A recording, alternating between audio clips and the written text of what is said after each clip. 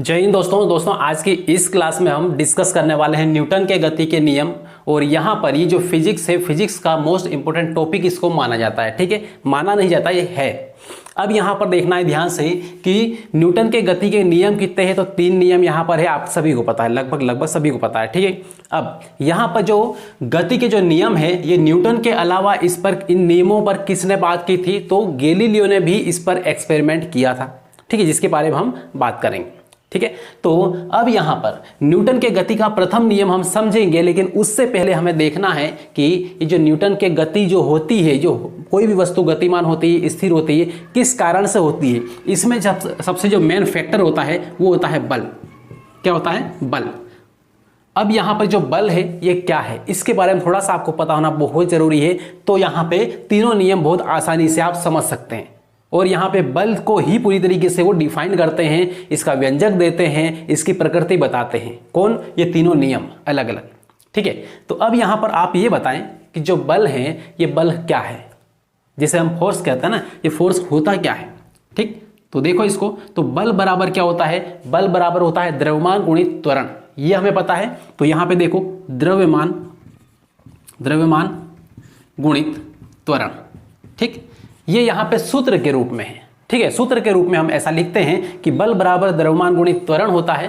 लेकिन यहाँ पे नॉर्मल बोले तो जो फोर्स होता है ये F इज इक्वल टू, सूत्र के रूप में यहाँ पे लिखना है ma। यहाँ पे जो द्रव्यमान है इसको m लिखते हैं और त्वरण को a लिखते हैं। तो m मतलब क्या है? मास है, मास जिसको द्रव्यमान बोलते हैं। ठीक, इस तरीके से यहाँ पे द्रव्यमान गुणित त्वरण हुआ क्या? बल।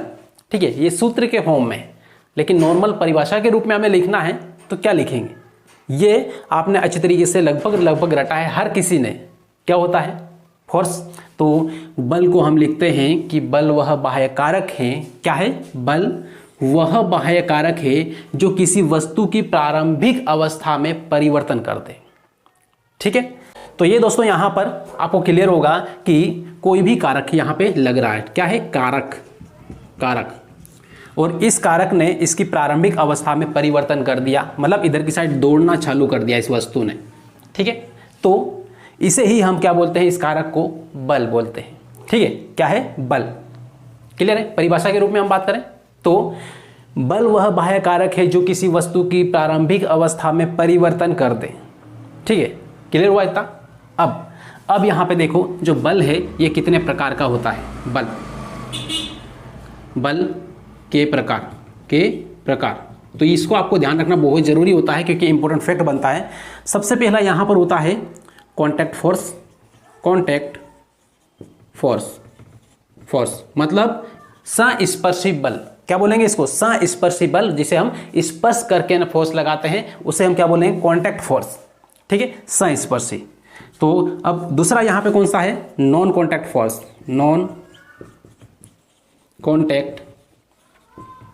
फोर्स। ठीक है, नॉन कॉन्टैक्ट फोर्स। अब यहाँ पे कौन से कॉन्टैक्ट फोर्स कौन सा है, इससे समझते हैं। तो कॉन्टैक्ट फोर्स का मतलब ये है कि यहाँ पर कोई व्यक्ति खड़ा हुआ है, इसको पीछे से आके किसी ने धक्का मार दिया इस तरीके से, तो इसकी प्रारंभिक अवस्था जो है विराम अवस्था की है। ठीक है, इसमें परिवर्तन आ जाएगा। प्रारंभिक अवस्था में क्या होगा? परिवर्तन हो जाएगा जब इधर से कोई कारक आके इसके ऊपर काम करेगा, कोई बल यहाँ पर आके काम करेगा। ठीक है, अब ये बल किस तरीके से काम करेगा? इसको यहाँ से हटाने के लिए इसको धक्का मारना पड़ेगा, मतलब यहाँ पे सतह से इसको स्पर्श करना पड़ा, टच करना पड़ा ना। तो स्पर्श करके जो बल लग रहा है ना, उसे हम क्या बोलेंगे? उसे बोलेंगे कॉन्टैक्ट फोर्स। फॉर एग्जांपल, किसी को धक्का मार देना। ठीक है, ये है। या फिर यहाँ पे प्रत्यानयन बल को हम ले सकते हैं, या फिर सिंपल बोलो, सबसे अच्छा उदाहरण है वो घर्षण बल। ठीक है, ये वह बल है जिसके अलावा मान लो कि ये बल ना हो तो आप एक स्थान से दूसरे स्थान तक नहीं जा सकते। कैसे?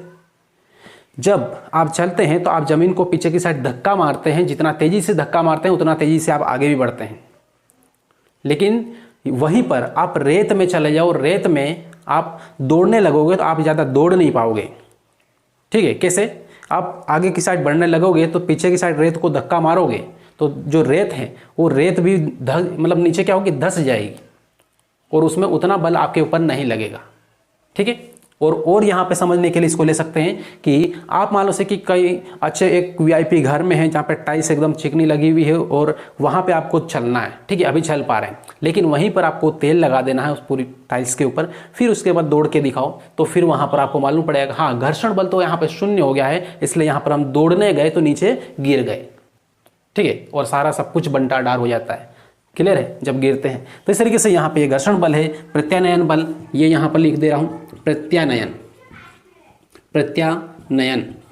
बल, ठीक है, ये बल है। इस टाइप से कई बल है जो कॉन्टैक्ट फोर्स के रूप में जिसे हम जानते हैं। नॉन कॉन्टैक्ट फोर्स कौन सा है? जिसे हम स्पर्श करके उसके ऊपर बल नहीं लगाते हैं। कैसे? अब यहाँ पर देखो, समझो इसको।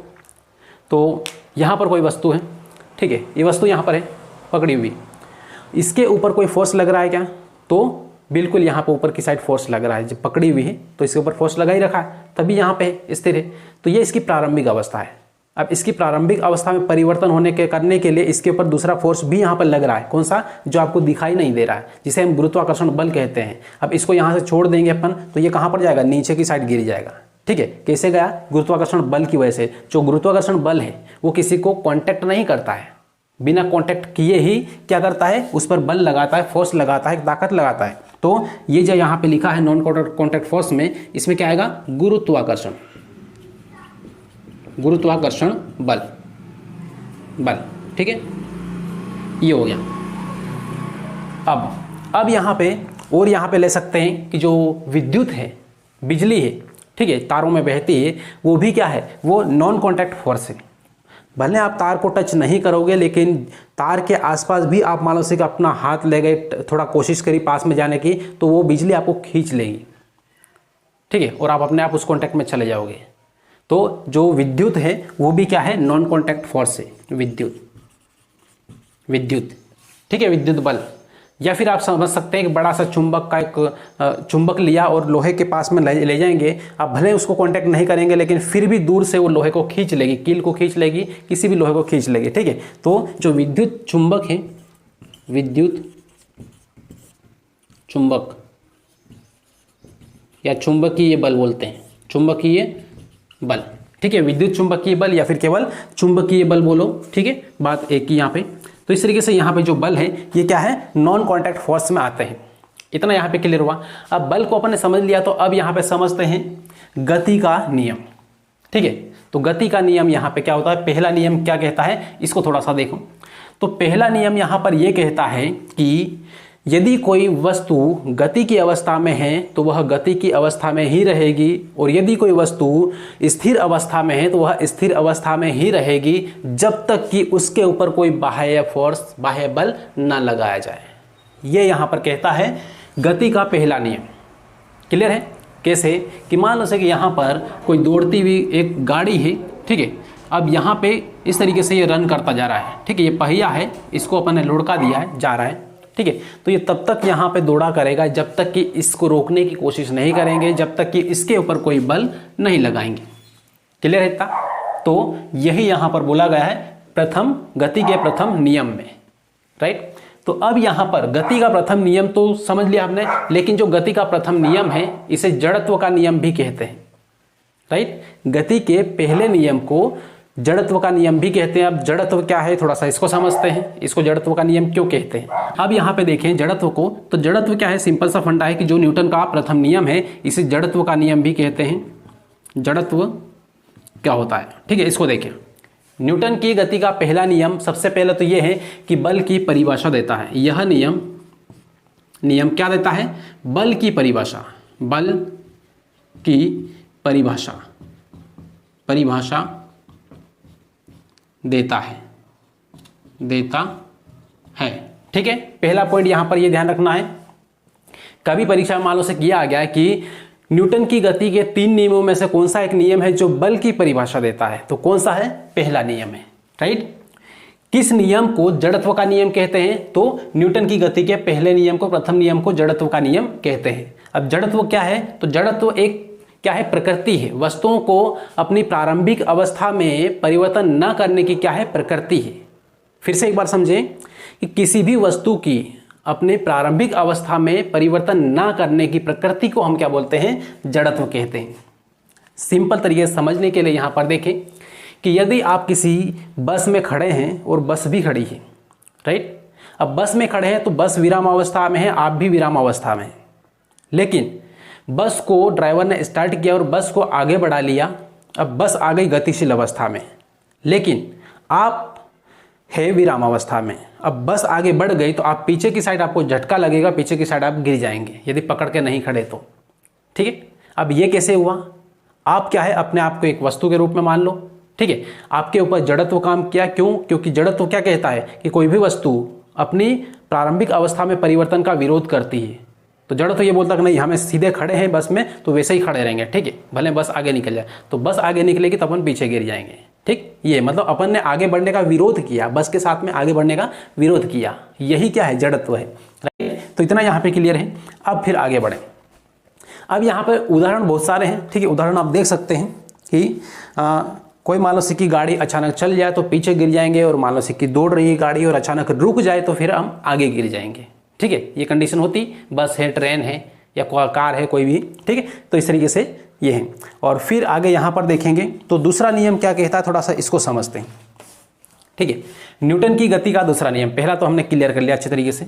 अब दूसरा नियम देखो, तो न्यूटन की गति का दूसरा नियम क्या है? दूसरा नियम क्या कहता है? दूसरा नियम ये कहता है कि संवेग में परिवर्तन की दर उस पर आरोपित बल के अनुक्रमानुपाती होती है, ठीक। मान लो कि यहाँ पर ये वस्तु है, कोई गाड़ी है यहाँ पे, या फिर कोई गोल एक टायर है, ठीक है। तो ये वस्तु क्या है, ये इधर की साइड गति की अवस्था में इस तरीके से जा रही है, ठीक है, लुढ़क के ये जा रही है इस तरीके से। तो इसमें क्या होगा, पहले तो इस वस्तु का क्या होगा, भार होगा, जिसे हम मास बोलते हैं, मास, ठीक है। तो इसका जो भार है, अभी यहाँ पर मान लो से कि 1 किलो है, 1 kg है, तो यहाँ पर भी जाएगी तो भी 1 kg रहेगा, उधर आगे जाएगी तो भी 1 kg ही रहेगा, भार तो वही रहेगा और भार अपरिवर्तित रहेगा, भार में कोई परिवर्तन नहीं होगा, ठीक है। लेकिन जब ये वस्तु दौड़ेगी तो उसका वेग भी होगा, मतलब उसकी स्पीड होगी ना, तो उसका वेग होगा, ठीक है। तो उसका जो वेग होगा वो परिवर्तित होता रहता है, ठीक है, वो परिवर्तित होता रहता है। क्लियर है? तो इस तरीके से यहाँ पे ये जो दूसरा नियम किस पर बेस्ड है, ये संवेग पर बेस्ड है। अब संवेग क्या है, थोड़ा सा ये देख लो, संवेग, संवेग, ठीक है। तो संवेग को हम P से दर्शाते हैं और ये होता है m इंटू ए, m इंटू क्या होता है, a, mv, ठीक है, mv, जबकि बल क्या होता है, ma, ये, ठीक है। इन दोनों में समझना है। पहले फर्स्ट वाले नियम ने क्या बोला था, बल की परिभाषा दी है, और दूसरा नियम क्या बोलता है कि यहाँ पे संवेग परिवर्तन की दर उस पर आरोपित बल, किस पर, इस वस्तु पर, ठीक है, वस्तु पर आरोपित बल के अनुक्रमानुपाती होती, ये यहाँ पर बोला है, ठीक। तो यहाँ पे जो वेग है, इस वेग को थोड़ा सा समझना है। वेग कैसा होता है, परिवर्तित होता है, परिवर्तित, लेकिन इसका जो मास है, इसका जो भार है, ये वाला, ये अपरिवर्तित रहता है, राइट। तो इस तरीके से यहाँ पे जो संवेग होता है, ये वेग, यहाँ पे मास मतलब द्रव्यमान गुणित क्या होता है, वेग होता है, ठीक है, द्रव्यमान गुणित वेग, ये क्या है, ये है संवेग। तो इतना यहाँ पे क्लियर है कि दूसरा नियम क्या कहता है, गति का दूसरा नियम क्या कहता है कि किसी भी वस्तु के संवेग परिवर्तन की दर उस पर आरोपित बल के, ये जो बल है इस पर आरोपित है, उस पर आरोपित बल के अनुक्रमानुपाती होता है। तो इसको हम डायरेक्ट ऐसे भी लिख सकते हैं कि यहाँ पर जो बल है F, ये कैसा होगा, ये प्रोपोर्शनली होगा किसका, P के। अब P क्या है, तो P यहाँ पर है संवेग, क्या है, ये संवेग है, संवेग। इस तरीके से हम यहाँ पे लिख सकते हैं, ठीक। तो ये यहाँ पर आपको क्लियर हुआ कि दूसरा नियम क्या कहता है। अब इसके बाद फिर यहाँ पे जो इसका मोस्ट इंपोर्टेंट जो पॉइंट है वो ये है कि जो दूसरा नियम है ये बल का व्यंजक आपको देता है, ठीक है। बल का सूत्र, बल का व्यंजक कहाँ से, किस नियम से प्राप्त होता है, तो गति के दूसरे नियम से बल का व्यंजक प्राप्त होता है, मतलब F is equal to ma प्राप्त होता है, ठीक है। F is equal to ma ये प्राप्त होता है किससे, गति के दूसरे नियम से। कैसे, तो यहाँ पे देखो, यहाँ पे मैं समझा दे रहा हूं, इधर की साइड, यहाँ पर अभी हमने देखा संवेग में परिवर्तन की दर क्या होती है, बल के बराबर होती है। यहाँ पर यही बोला है, संवेग में परिवर्तन की दर ये बल के बराबर होती है। तो अब इसको संवेग, पहले मान लो से कि यहाँ पर वस्तु थी तो संवेग क्या था, तो संवेग यहाँ पे था P बराबर mv1, ठीक है, एम v1 मान लेते हैं। और जब वस्तु यहाँ पर आ गई तब संवेग क्या है, तो यहाँ पर p बराबर हम मान लेते हैं, ये p1 ले लें और ये p2 ले लें, ठीक है, p2 ले लें। अब द्रव्यमान यहाँ पे रहेगा m, तो यहाँ पर भी m रहेगा, तो यहाँ पे m, और यहाँ पर वेग क्या हुआ, वेग हुआ v2, ठीक। तो पहले यहाँ पे प्रारंभिक जो संवेग है वो mv1 है और दूसरा संवेग है यहाँ पे mv2 है।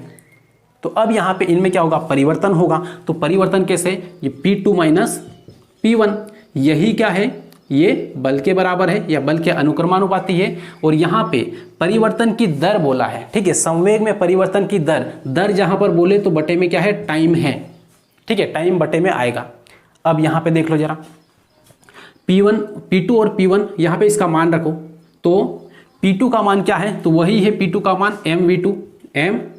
mv2, ठीक है, mv2, और P1 का मान कितना है, mv1 बटे में क्या है, टाइम है, और इधर की साइड क्या है, बल है, F है, राइट। अब यहाँ से m को बाहर निकालोगे, क्योंकि m जो मास है, इसका द्रव्यमान है, वो तो हर जगह सेम रहेगा, यहाँ से वहाँ जाओ या वहाँ से आगे जाओ, राइट। तो अब यहाँ पे m को बाहर निकाल लिया और अंदर रहा v2 माइनस v1, ठीक है, v1 बटे में क्या है, t। अब होता क्या है कि प्रारंभिक जो वेग होता है उसको हम u लेते हैं और अंतिम वेग को v लेते हैं, ये आपने पढ़ा है, ठीक है, पिछली वाली क्लास में पढ़ा है। तो प्रारंभिक वेग जो है ये वाला, इसको हम क्या लेंगे, इसको लेंगे u, ठीक है। तो इसको यहाँ पर यदि हम u लेते हैं तो m u हो जाएगा ये, ठीक है। तो यहाँ पर u कर देते हैं, ठीक। तो इस तरीके से यहाँ पे हो जाएगा m u माइनस v, ठीक है, और बटे में क्या है, t। तो u माइनस v ये क्या होता है, ये तो त्वरण होता है, ठीक है, त्वरण का सूत्र है। तो यहाँ पर त्वरण क्या होता है, m, ये a, तो a बराबर क्या होगा, u minus v by t, ये वाला हो जाएगा, ठीक, इस तरीके से। तो अब यहाँ पर इसकी जगह हम a लिख सकते हैं, तो ma, ठीक है, ma बराबर क्या हो गया, ये f हो गया। तो f बराबर यहाँ पे हम लिख सकते हैं ma। तो ये यहाँ पर हुआ, व्यंजक कहाँ से मिला, व्यंजक दूसरे गति के दूसरे नियम से हमें क्या मिला, व्यंजक मिला, मतलब बल का सूत्र मिला। क्लियर इतना, चलिए, तो यहाँ पे ये क्लियर हुआ। वैसे देखो यहाँ पर सारा ये कैलकुलेशन वगैरह मैंने करके दिखा है, ये वाला, ये आपको करने की कोई आवश्यकता नहीं है, बस ये है कि ये आया कैसे, ये बताया मैंने, ठीक है। बाकी नीट वाले जो स्टूडेंट है वो इनको देख सकते, कर सकते हैं, बाकी आवश्यकता नहीं है। लेकिन आपको ध्यान होना जरूरी है कि ये जो नियम है या फिर ये जो व्यंजक है, ये जो सूत्र है, ये कौन सा नियम देता है, गति के किस नियम से ये प्राप्त होता है। पहले नियम से परिभाषा प्राप्त होती है बल की, दूसरे नियम से बल का ये सूत्र प्राप्त होता है, और तीसरे नियम से बल की प्रकृति प्राप्त होती है, ठीक है, मिलती है, ठीक, अलग अलग बल की अलग अलग प्रकृति के बारे में जानकारी मिलती है। चलिए, तो आते हैं हम गति के तीसरे नियम पे, ठीक है। दूसरा नियम यहाँ पे क्लियर हुआ, तीसरे नियम पे आ जाओ। चलिए, तो तीसरा नियम यहाँ पर क्या कहता है, थोड़ा सा इसको समझ लेते हैं तीसरे नियम को। देखिए, न्यूटन ने तीसरे नियम में यहाँ पर यह समझाया है कि every action is equal to opposite reaction, every action is equal to opposite reaction, यहाँ पर ये बोला गया है, ठीक है। अब इसका मतलब क्या होता है, इसका मतलब ये होता है कि मान लो से कि यहाँ पे ये बोर्ड है, इसको आप जितना जोर से यहाँ पर मारोगे उतना ही जोर से अपोजिट साइड में आपको भी लगेगी, ठीक है। दीवार के ऊपर जितना जोर से आप हाथ लगाओगे, हाथ से मारोगे, उतना ही जोर से आपको हाथ पर भी लगेगी।